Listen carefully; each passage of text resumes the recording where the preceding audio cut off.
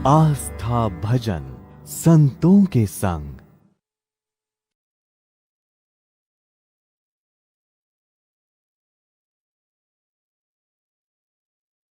Doctor Sunil Karpe जी के सानिध्य में साईं बाबा की महिमा को आत्मसात कर आध्यात्मिक जीवन जीने की कला सीखें।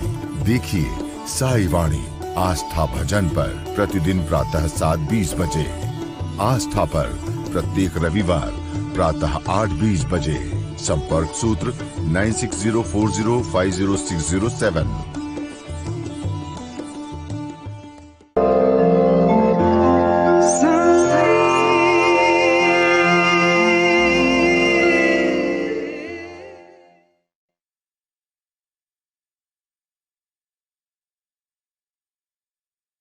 साईं तेरे चरणों में कोटि प्रणाम।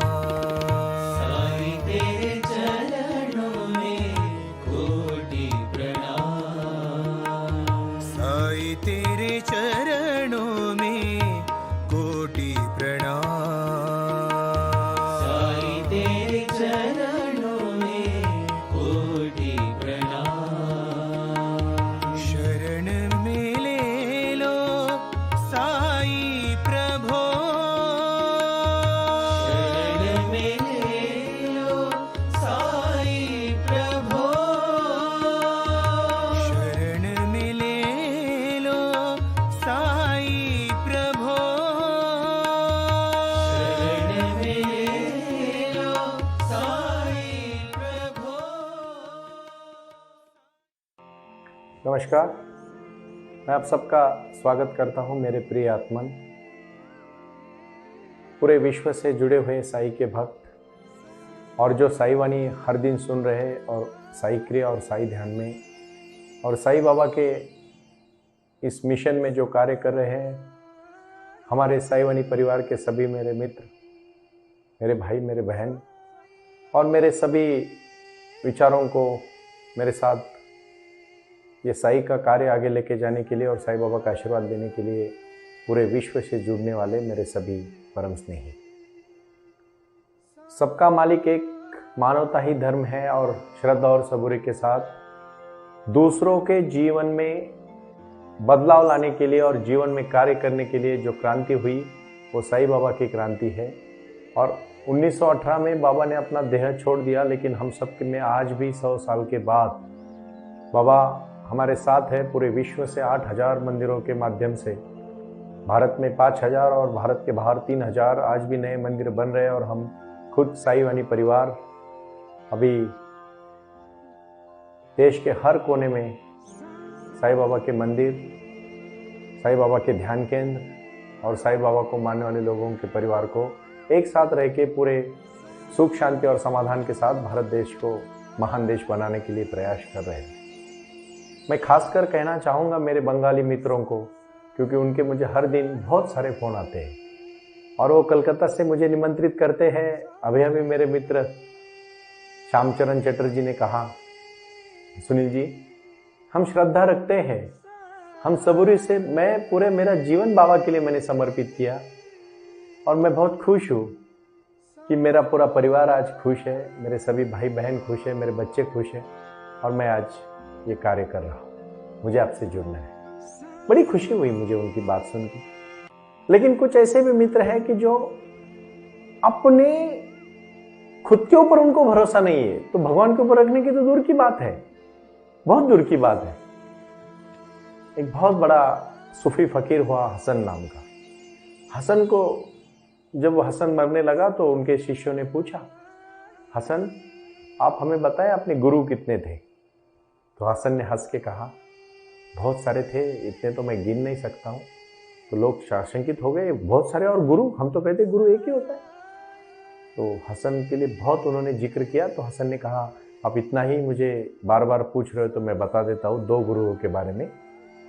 एक चोर मेरा पहला गुरु था।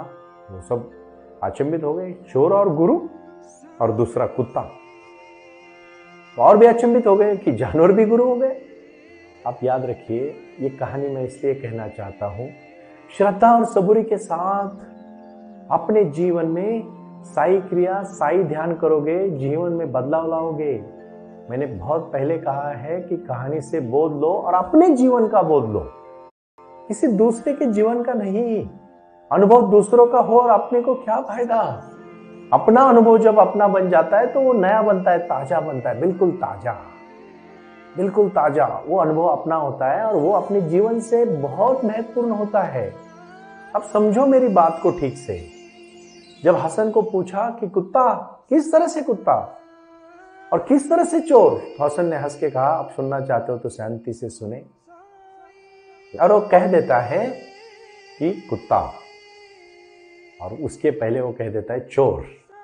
अभी देखो चोर। तो हसन ने कहा, मैं एक गांव में प्रवचन के लिए जा रहा था, तो मैं ऐसे ही रात के 2 बजे तो मैं घर में जाने की कोशिश की, तो पूरा गांव सोया था, लेकिन एक घर छोटा सा झोपड़ी था तो वो खुला था। तो मैंने वहाँ आवाज़ दस्तक दिया और कहा, मैं रात को कुछ समय के लिए आपके यहाँ रहना चाहता हूँ और कल सुबह मैं चला जाऊँगा। तो आदमी ने कहा, रहने के लिए कोई दिक्कत नहीं है, लेकिन मैं आपसे एक बात करना चाहता हूँ, मैं चोर हूँ और मैं चोरी करने अभी निकला हूँ। आप रहना चाहते हो तो रह सकते हो। तो हसन ने हंस के कहा, देख, मैं मेरा ज्ञान तो लोगों से लुटा ही रहा हूँ, तू जो मेरे से लूटना है लूट सकता है, मैं तेरे पास रहूँगा। और वो हसन उस झोपड़ी में रह लेता है। 4, साढ़े 4, 5 बजे वापस वो चोर आता है और हसन उसको पूछता है, क्योंकि वो ध्यान में ही बैठा रहता है, तो पूछता है, कुछ मिला? तो चोर कहता है, नहीं, आज तो नहीं मिला, लेकिन शायद कल मिलेगा। और अपना मस्त सो जाता है। फिर वही उठता है, अपना हर दिन वही काम। हसन 1 महीना उसके पास रहता है। हर दिन वो चोर चोरी करने चला जाता है, उतने उत्साह से चला जाता है। हसन शाम को जब सुबह सुबह आता है, उसको पूछता है, आज कुछ मिला? वो तो कहता है, आज तो नहीं मिला, लेकिन कल परसों तरसों मिल जाएगा। मतलब उसका उत्साह कम नहीं होता है। तो हसन कहता है कि जब मैं मेरे जीवन में सत्य की खोज कर रहा था, सुख शांति समाधान ढूंढने जा रहा था, तो मैं कभी कभी थक जाता था।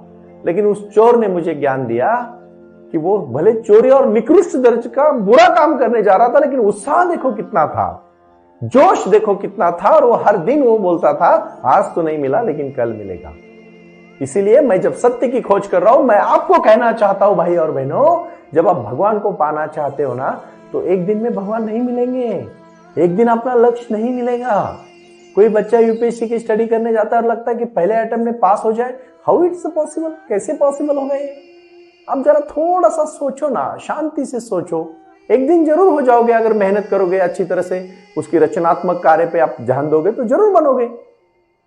तो चोर हसन का पहला गुरु था कि सत्य की खोज में जब हसन थक जाता था कभी कभी, तो वो चोर को उसकी याद आती थी कि चोर कहता था, आज तो नहीं मिला, लेकिन कल मिलेगा, और वो भी उत्साह के साथ। यही तो विचार है। इस विचारों को आप इतना कमजोर मत रखो। श्रद्धा रखोगे ना, तो उतनी श्रद्धा होनी चाहिए कि आज तो नहीं मिला, कल मिलेगा। और कुत्ते की कहानी दूसरी जो बताई, वो भी उतनी महत्वपूर्ण है। हसन एक तालाब के पास बैठा था, एक कुत्ता आता है, पानी की प्यास उसको लगती है, लेकिन धूप होती है, तो पानी जैसे ही पीने जाता है तो उसको दूसरी उसी की प्रतिमा पानी में दिखती है, और उसको लगता है और एक कुत्ता है, तो वो डर जाता है और पीछे भागता है। प्यास लगी है, लेकिन सामने कुत्ता भी दिख रहा है।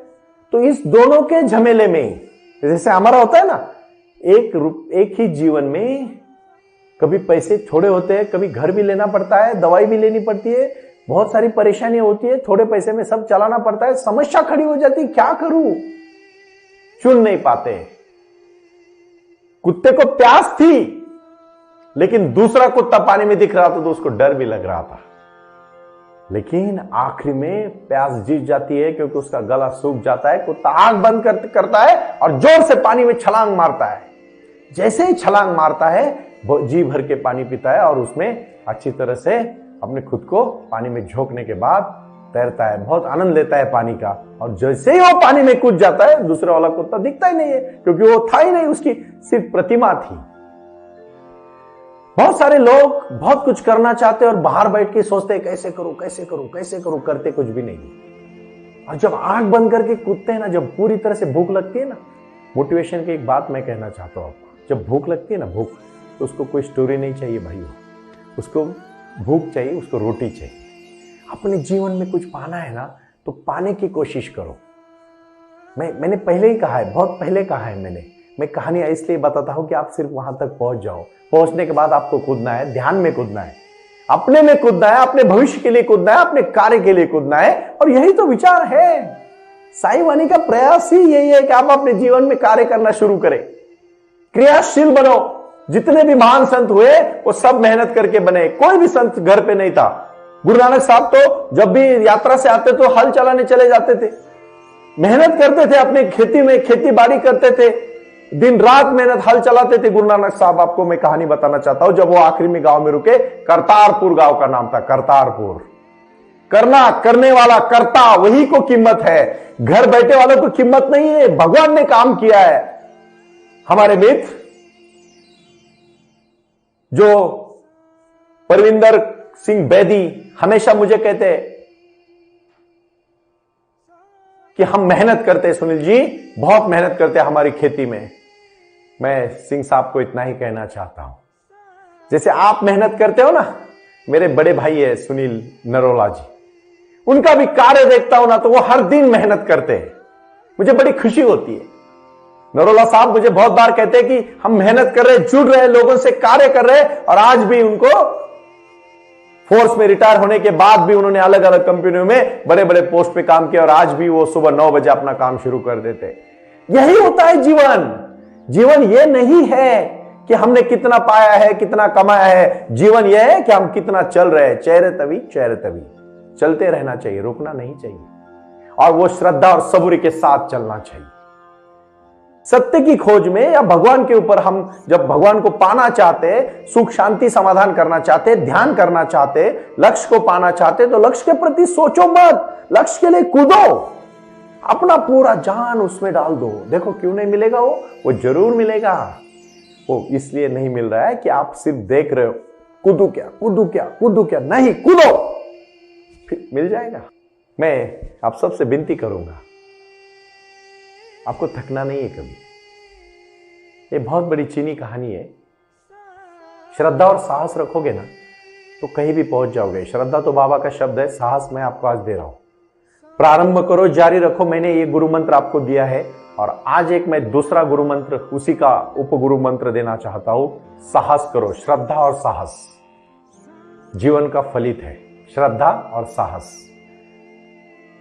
ट्रस्ट रखो, जहां रखना चाहते हो ना, पूरा ट्रस्ट रखो। साईं बाबा आपको आशीर्वाद जरूर देंगे अगर उनको आप पूरी तरह से समर्पित हो जाओगे, विचारधारा के साथ, ना कि अंधश्रद्धा के साथ। मैं यहां कोई अंधश्रद्धा नहीं फैला रहा हूं, ना मैं किसी को बोल रहा हूं कि ये करो वो करो। मैं सिर्फ इतना कह रहा हूं कि अपने अंदर जाओ, ध्यान करो, जीवन में लक्ष्य तय करो, दिन रात मेहनत करो, अच्छी तरह से कार्य करो, खुश रहो। जैसे आप खुश रहोगे पूरी दुनिया खुश रहोगी, आपको खुश दिखेगी। आप दुखी हो, पूरी दुनिया दुखी दिखेगी। ये बात है भाइयों, कभी मत भूलना मेरा ये शब्द। मैं कभी गलत नहीं बोल सकता, मैं बोलना ही नहीं चाहता। हर दिन बाबा का दृष्टांत मैं आपके सामने रख रहा हूं। मैं खुद 2 घंटा मेडिटेशन करता हूं। 2 घंटा मेडिटेशन करके मेरे जीवन में मैंने जो बदलाव पाया, वो बहुत खुश बदलाव पाया। एक सबसे, इस जगत में, पूरे विश्व में सबसे कठिन भाषा है चीनी भाषा। और एक जापान में एक जहाज पे एक चीनी आदमी था और एक जापानीज था। तो जापानीज आदमी तो हट्टा खट्टा था, बट चीनी बूढ़ा हो गया था, 90 साल शायद उसका उम्र होगा। तो जापानीज आदमी चीनी आदमी को पूछता है कि आप क्या पढ़ रहे हो, मतलब देखो मैं क्या बोल रहा हूं। वो पूरे साल, लाइफ टाइम, वो 90 साल का आदमी जापान में रहा था, तो उसको चीनी भाषा नहीं आती था, लेकिन वो चीनी, और वो 90 साल की उम्र में अपने चीन में जाके बसना चाहता था।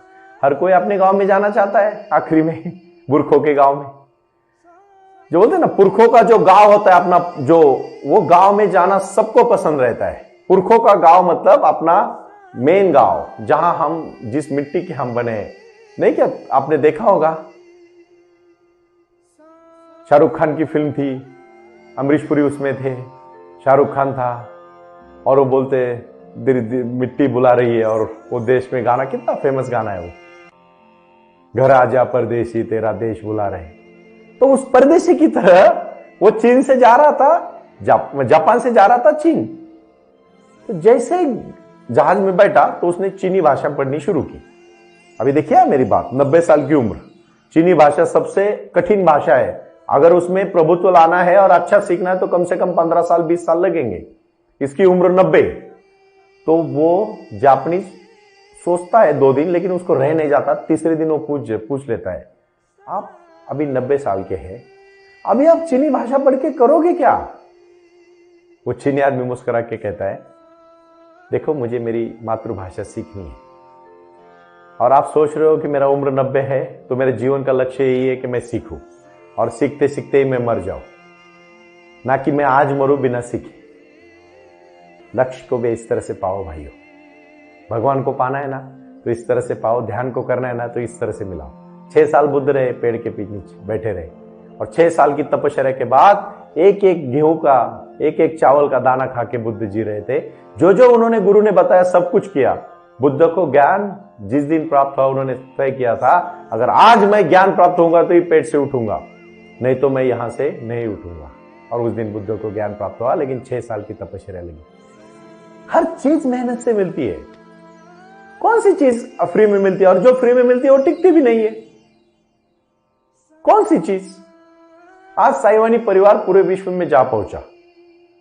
इतने सारे करोड़ों लोग हमें जुड़ के आज एक मिशन पे हम चल रहे हैं, और वो मिशन है भारत को महासत्ता बनाने का मिशन, और हर आदमी को इंडिविजुअली इंडिपेंडेंट बना के उसको डेवलप करने का मिशन। हर आदमी अपने जीवन में एक सक्सेसफुल इंसान होना चाहिए, हर उसके विचारों के दायरे में। और वो विचारधारा है मेडिटेशन की विचारधारा। जब तक अंदर से नहीं बदलोगे, बाहर कुछ भी बदलो, कुछ नहीं होने वाला है। मुझे वो इंसान चाहिए जो समृद्ध हो, सुखी हो, समाधानी हो, शांति के साथ उसके चेहरे पे प्रसन्नता हो, और लाना चाहिए। मैं हाथ जोड़ के विनती करता हूं, आपको आपके जीवन में शांति लानी चाहिए। कोई मुश्किल नहीं है। और 90 साल का जो आदमी था, 110 साल जिया, पूरा चीनी भाषा सीख के वो जीवन में खुश हो गया। मैं खुद चाहता हूं। भाई और बहनों, मैं आपके साथ हिंदी में वार्तालाप कर रहा हूं। मेरी मातृभाषा हिंदी नहीं है। मैं महाराष्ट्र से जन्म हूं। अहमदनगर जिले में मेरा जन्म हुआ, रुई छत्रपति गांव में। और मेरे गांव में जिला परिषद के स्कूल में मैं पढ़ा।